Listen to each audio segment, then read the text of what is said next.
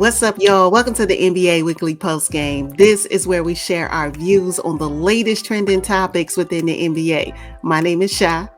And I'm Evay, and we have a lot to talk about. In this episode, we're going to cover our player of the week. We're going to give you our mid-season grades and talk about our tweet of the week. Let's get started. My player of the week is Joel Embiid. Joel is currently averaging 27 points, 10 rebounds, and 4 assists. And I believe he is quietly sneaking himself into the MVP race, scoring 30 points in the last 7 of 8 games. Joel Embiid says the Sixers are right where they need to be. And I agree. Joel Embiid is my player of the week. Okay. So my player of the week is none other than a Toronto Raptor by the name of Pascal Siakam. Yes, Pascal Siakam has been one of the major contributors to why the Toronto Raptors has seen a rise in the standings in the Eastern Conference. Right now in the month of January, Pascal is averaging 24 points, 9 rebounds, and 6 assists. This is letting me know that if you've watched the Toronto Raptors, especially Pascal's run over the past 3 seasons, this season alone, he has improved on his ability to get the ball to where it needs to be. So he has improved in his assist ability and how he passes the ball and makes plays and helps with playmaking.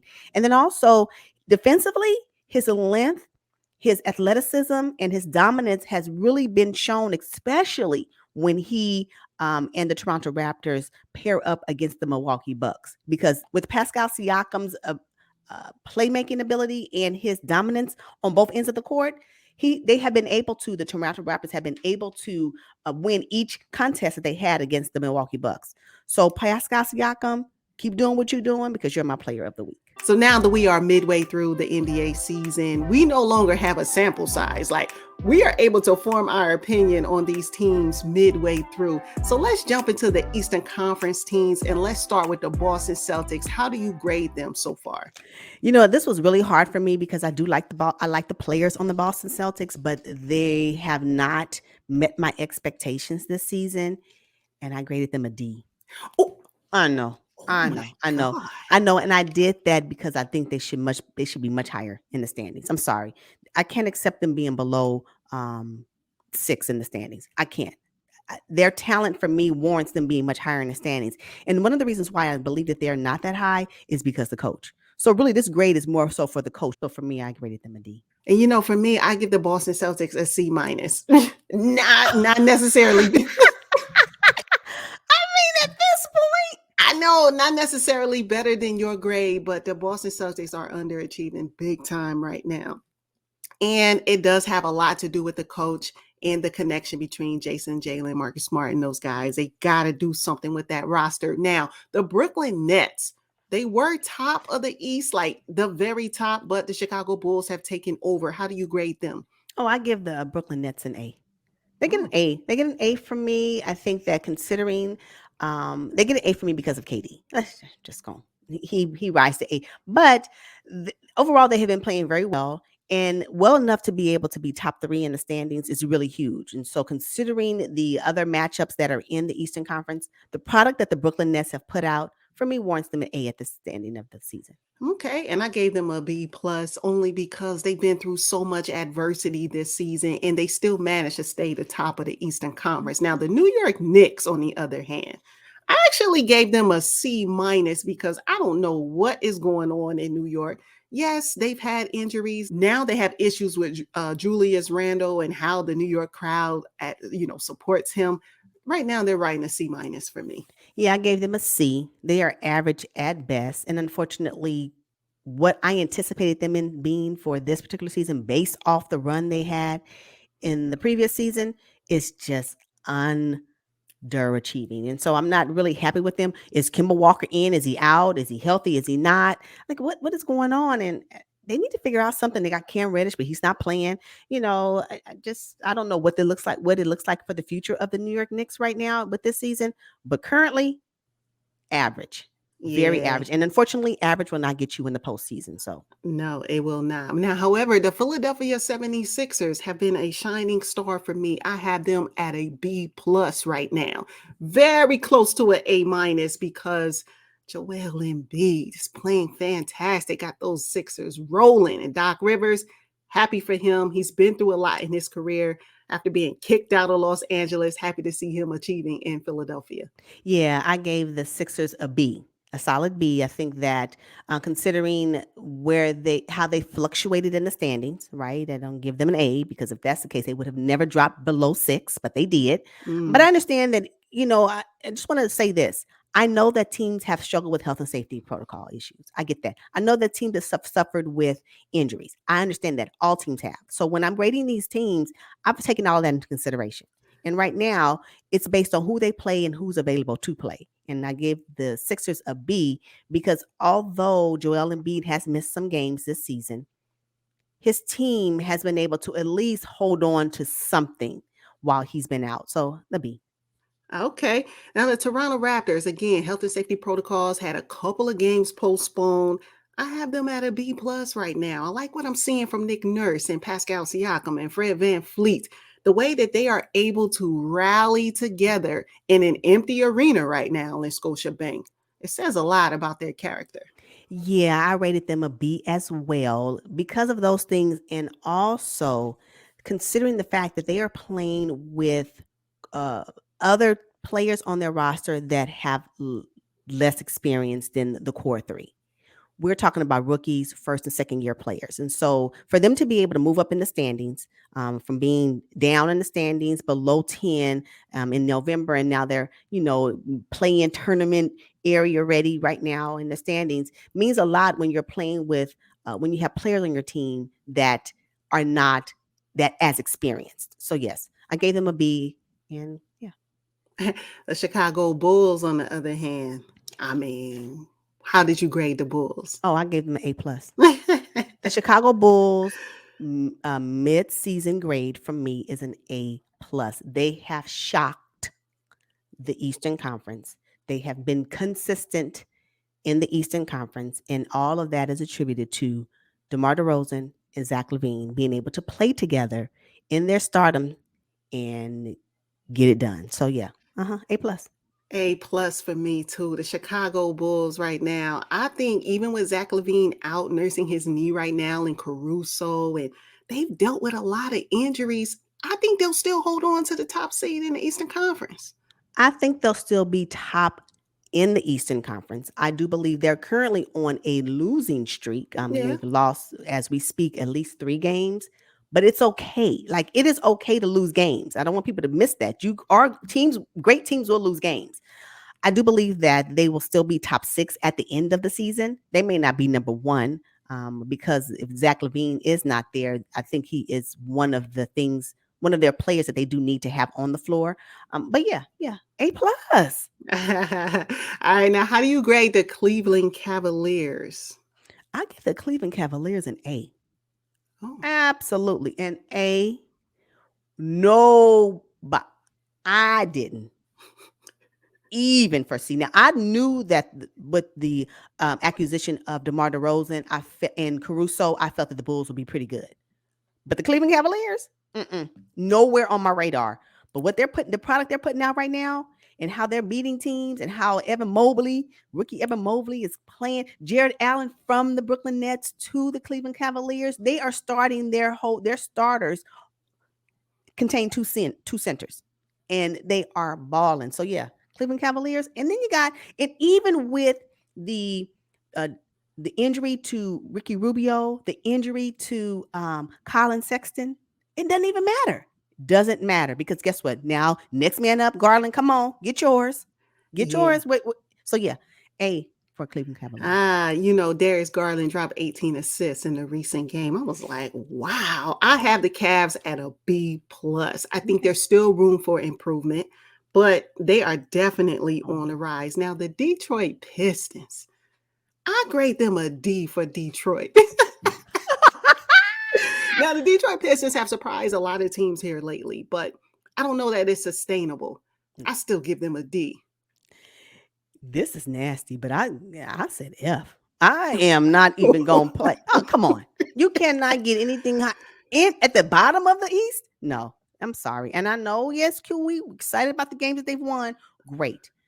But I'm gonna need this to be a building season, and let me grade them next season because this is not it for them. I'm not impressed with them at all. Oh my Mm-mm. gosh. Now, along those lines, the Indiana Pacers, I think, have been underachieving. I give them a D as well. I don't, it's a shame. Can we get Karis LeVert and DeMontis Sabonis and Miles Turner out of Indiana, please? Yeah. Equal. I D for me as well. You cannot have those players on that team and they are not performing. So it's not them. It's not them. Are they still trying to recover from their previous coach debacle? Maybe that's what it is. They're trying to figure it out. They're just trying to figure it out. But I don't want them wasting their talent Hmm. on a team in a market that's not going to benefit them. And a D, and no, I gave them a D as well. I'm not impressed with the Indiana Pacers. Ah, Mm-mm. and that's a shame. Now, the Milwaukee Bucks, right, won a championship last season. How do you grade them? The Bucks, I give the Bucks a B. I give them a B. I think they are doing okay. Again, they have had the same types of injuries and health and safety protocols as every other team. But I didn't anticipate them losing some games that they've lost this season. Like I didn't know that the Bucks would not be able to withstand three matchups against the Toronto Raptors. Really? And so I think the Bucks will be fine long term. Don't get me wrong. I'm not saying the Bucks are slouches. No, not by means. I'm just saying that this mid range, I expected more for them. I really thought they would still be in the top of the standings, and they had to work their way to where they are today. So I give them a B. Yeah, I have a B for the Bucks as well. Giannis can't do it all by Nope. himself. Mm-mm. And with Brooke Lopez out and Drew Holiday in and out of the lineup, they got some work to do. Now, the Atlanta Hawks, they've been disappointing for me. I have them at a D for this mid-season grade. Yeah. Yeah, it's Yeah. it's a shame. It's a shame. Mm. And I know every team has had to deal with health and safety protocols and injuries, but it just feels like the Hawks have really got the short end of the stick and they have not been able to rebound. But no excuses. They're all professionals. They get a You know, D from me. You know what? It's no excuses. I gave them a C. I didn't rate them a D, but I did give them a C. You know what? What this happens to prove is they can't maintain while maybe the star is out. And then that has a problem. That's a problem with the coach, I think. So, I hate to say that because Nate McMillan ball. I mean, come on, their previous season performance was Yeah. who it was amazing. And now we're talking about this great decline this season. It's unacceptable. So yeah, for me, the Atlanta Hawks a C. Oh my God. Now the Charlotte Hornets. How do you grade the Charlotte Hornets this mid-season? I grade the Charlotte Hornets a B. I give them a B because they have been able to maximize their ability to win based on the opponents that they've been able to play. So yes, we know the opponents are struggling. Some opponents are struggling because of the various issues we talked about, and the Charlotte Hornets have been able to figure out how to win against that. So for me, they get a B. And their young core is athletic, so I like that. They are exciting to watch, and they shock other teams that they play against. So I give them a B.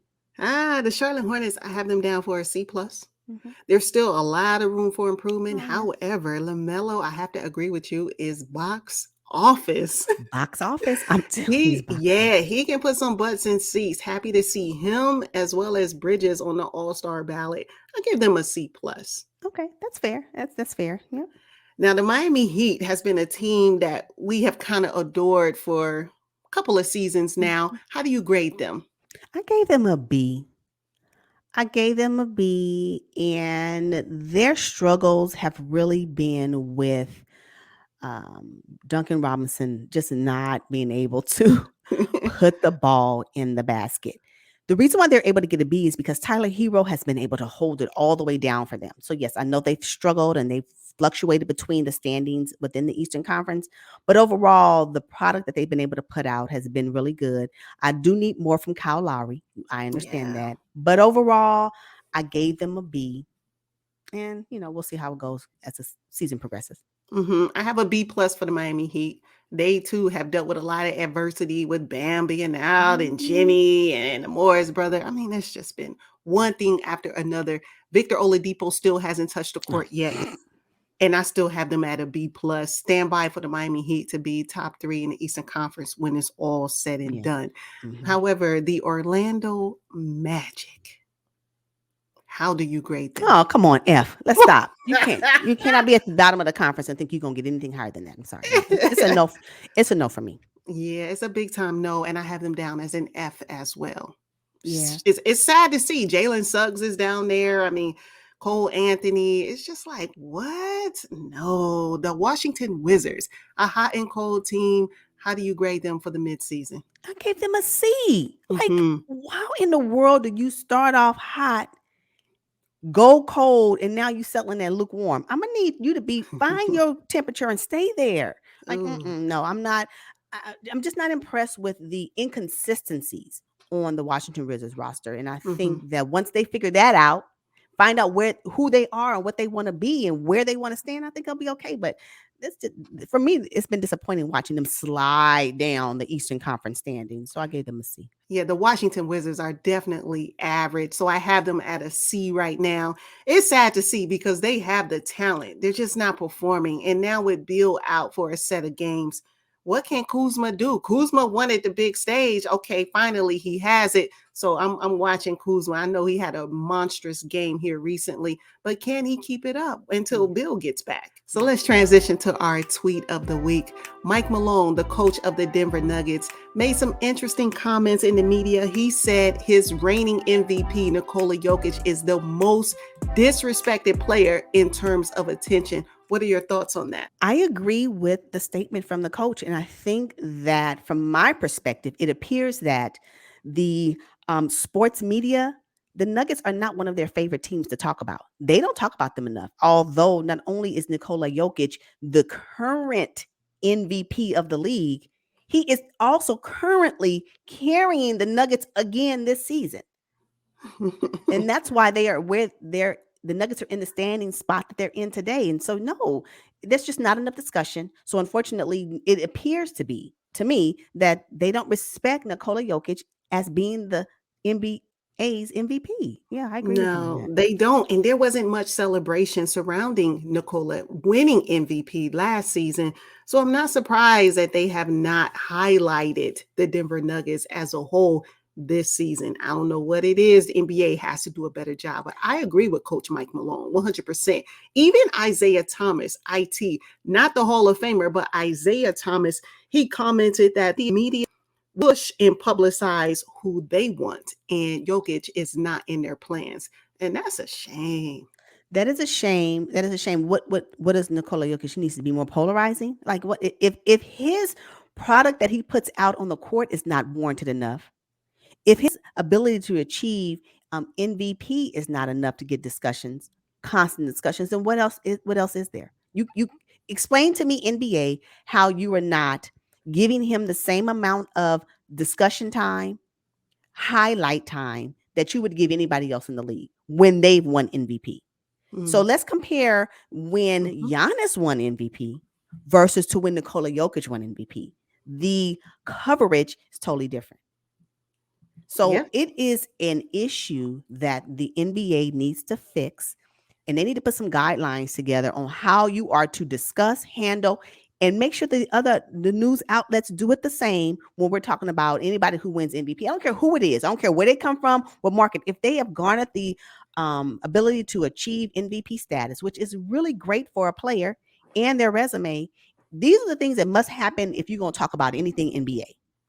And until they do that, anybody that's not coming from their favorites that they always talk about, then they're gonna get the short end of the stick, and I don't like it. I don't like it, and no. So yeah, Nikola Jokic, top of mind always. I don't care if he does a pass. I need to see that as highlighted every time he does it because he is the reigning MVP. What is that about? But yet we spend more time talking about these other players who are the favorites and the GOATs and all of this stuff, and they're not even performing right now. So stop. Well, that's all we got. And until next time, goodbye. Evay Sha.